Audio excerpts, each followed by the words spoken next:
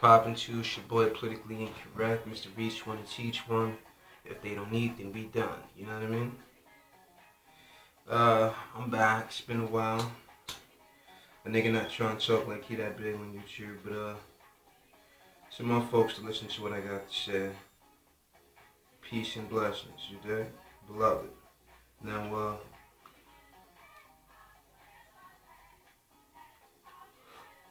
let me get right with this and I'm gonna get right with y'all.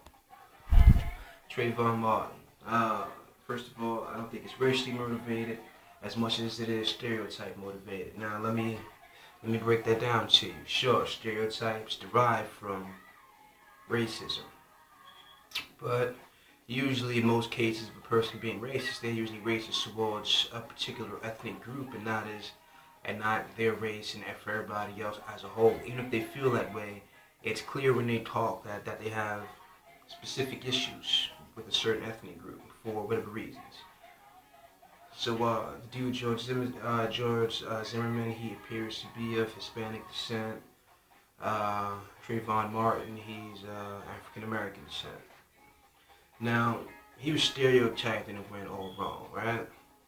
He looks suspicious. Now, I'm a black dude. You gotta see what I got on. I got on a hoodie, decent pair of fitted jeans, and I got on some black Converse, all black on black.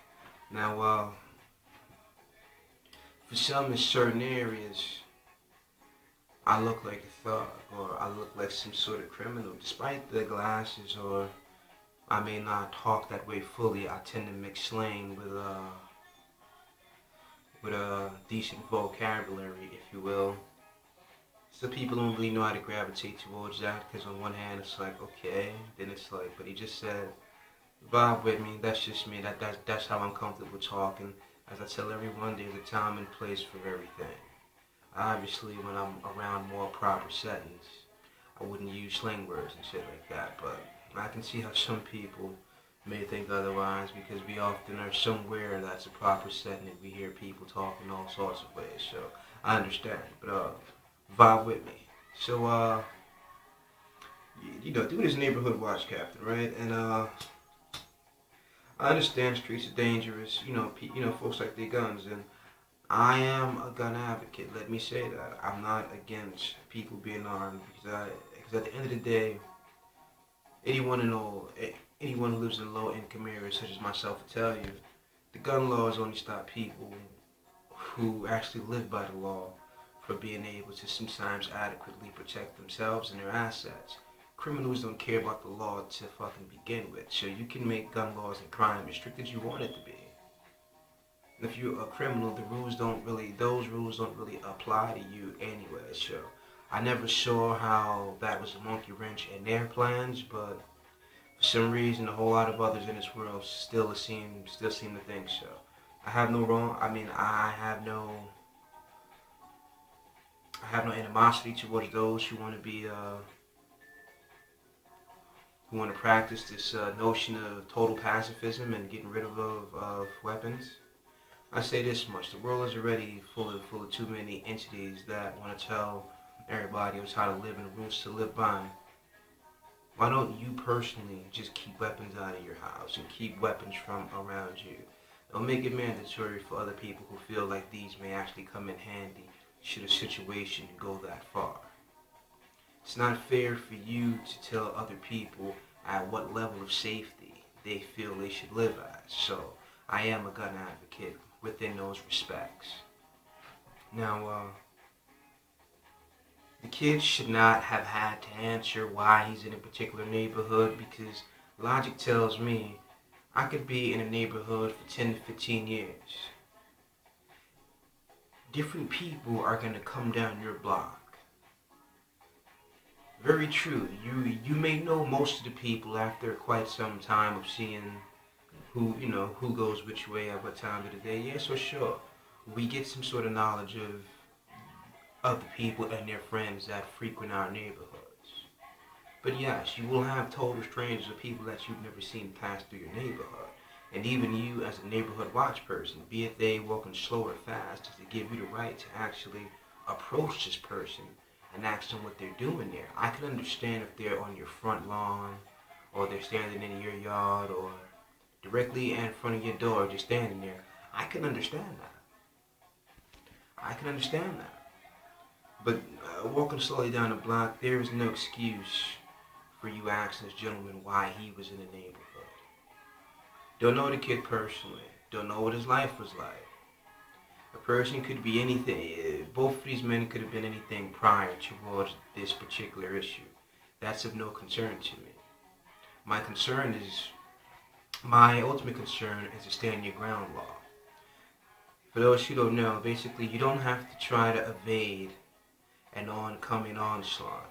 You can meet the force with force head on. Now, you gotta question the kind of people still who would know when to exercise such a right. Just because we have certain rights doesn't mean you exercise at a certain point in time. For instance, if it's a crowded area and there are, a bunch of onlookers, women, children, and other innocent men and, women, you should happen to have your firearm on you, and you feel you were good enough shot to, shoot this dude and not hit no one else, or at that range, the bullet won't go through and hit somebody else. I mean, who knows, right? I'm not a ballistic specialist, so I'm not too sure how, what'll happen at certain ranges when, bullets are fired from certain guns, but let's understand, you were still under the law, right? I mean, because I don't know if it, says specifically when the law doesn't apply. Like, does it add a part to say, well, if you're in a crowded place, you have to try to get away because you can't just pull out your gun and shoot? Does it really say that? I'm not too sure. I haven't looked into it, so if it does, somebody can gladly check for me and, post it here. Let a nigga know what's up. For those who just see in this video, yes, I do use the word nigga. Yes, it derives from something else, but it's a completely different spelled word with a completely different meaning. So if you want to be old school about it and take offense to it, I mean, you can write whatever you want. I don't block out negative comments. I leave them. I think it's good for debate. We may both learn something. So getting back on topic. I think what's going to come into question here is the actual law. But there are 911 tapes that have surfaced that a person pretty much tells him not to pursue this kid, right? And somehow or another, he pursues the kid. Now, if you pursued him and y'all fought, the gun went off, whatever the case is, right? Even if it was on total accident. Why did you pursue? I mean, that still has to be a question, because here in New York City, yeah, sure, there is a self-defense law, but if a person is trying to get out of my home and I pull my gun and they're not still trying to come at me or do what they're doing, they're trying to flee, I'm not supposed to shoot you in your back. You get what I'm saying? But this is New York City, and this is Florida. But my question about the law is, okay, well, when the issue is over and you went back to confront this guy, didn't that law or that particular application of it not apply to you anymore? I'm not sure, but that's the question that I keep asking myself. If he gets away with this, I mean, let's say that it went down that way that I'm actually depicting to you guys. If he gets away with it, and I seen 1,000 people that came out, man, like that's cool and that's good, but let's keep in mind that dude was Spanish, and I don't think it was as much as it was racially motivated as it was stereotype motivated. So I'm gonna be doing a whole lot more videos, y'all, from now often, man. I'm back with my hiatus, getting my shit together, trying to get my life together, man, better myself, so, just do something with it, So, y'all holla at your boy, man. Get back at me. Show a nigga some love, man. I've been up here fucking with y'all for a hot minute. Reach one and teach one, man.